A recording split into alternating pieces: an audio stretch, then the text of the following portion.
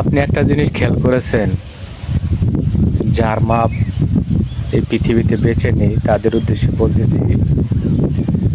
যেখানে যখন আপনার মাটা পৃথিবীতে বেঁচে ছিল, আপনি বাইরে যান, মনে করেন ঢাকা থাকেন বা বিদেশে থাকেন বা কোনো বাড়ি থেকে বের হয়ে গেলেন, দেখেন মা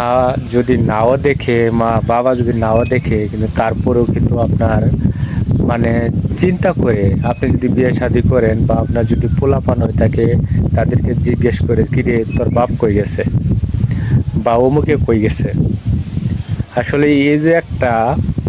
আবেগী ভালোবাসা, মানে আপনাকে জিগানো আর আপনার খোঁজ খবর নেওয়া, আপনি কই গেলেন, এই জিনিসগুলো অন্য কেউ বলে এরকমভাবে নেবে না। হয়তো বা আপনার পরিবার নিবে, ঠিক আছে নিবে, পরিবারও একটা আত্মার সম্পর্ক, শরীরের একটা অংশ, কিন্তু আমার মনে হয় যে মার এর চাইতে আরো বেশি।